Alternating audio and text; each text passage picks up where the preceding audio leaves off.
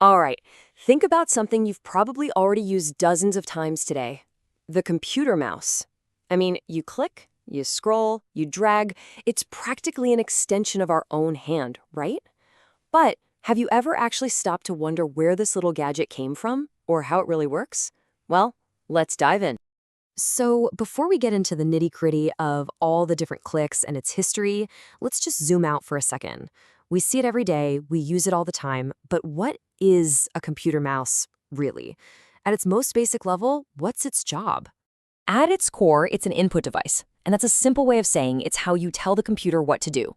Your keyboard lets you input words, right? Well, the mouse lets you input actions. That's why it's also called a pointing device. Its whole purpose is to move that little cursor around your screen, letting you point at, select, and interact with basically anything. Now, you might think the mouse is a pretty recent invention, but get this, it actually goes all the way back to the 1960s. Seriously. An inventor named Douglas Engelbart was dreaming up a better way for people to interact with computers. He wanted to create a tool that made everything feel more intuitive, something that went beyond just typing a bunch of clunky keyboard commands. So that's the history, which is pretty cool. Now let's get practical. Just look at the mouse sitting on your desk right now. We're going to break down the three main parts that turn your hand movements into actions on the screen. You've got that classic left button, the super useful scroll wheel in the middle, and of course, the right button. Each one has a very specific job. And when you put them all together, they make using a computer incredibly fast and, well, easy. Okay, so knowing the parts is one thing, but how does all that turn into action?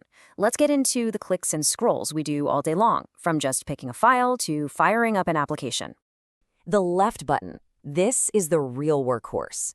A single click is for selection. You're basically just pointing at something and saying, this one. A quick double click is the command to open it or make it run. And here's a pro tip a lot of people don't know.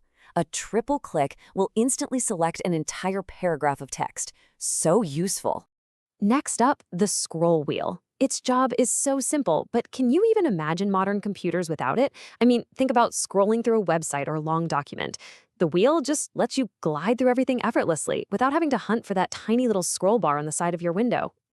And then there's the right button. This one is all about context.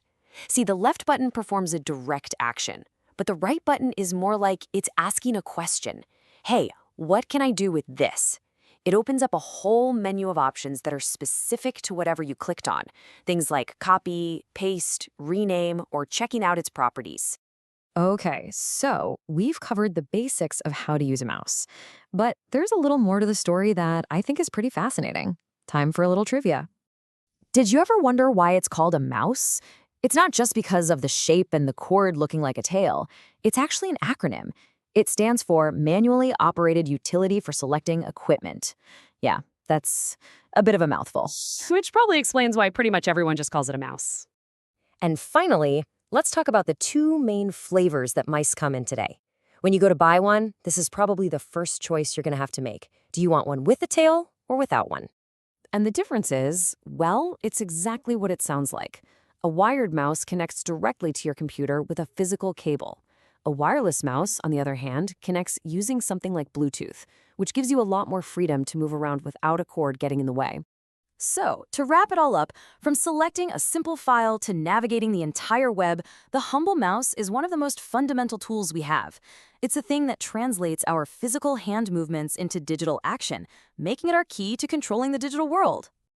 And that brings us to one final thought. The mouse completely revolutionized computing and made it accessible to millions of people. So the question I'll leave you with is this: what's the next mouse? What new technology is going to come along and fundamentally change how we interact with our digital world all over again? Something to think about.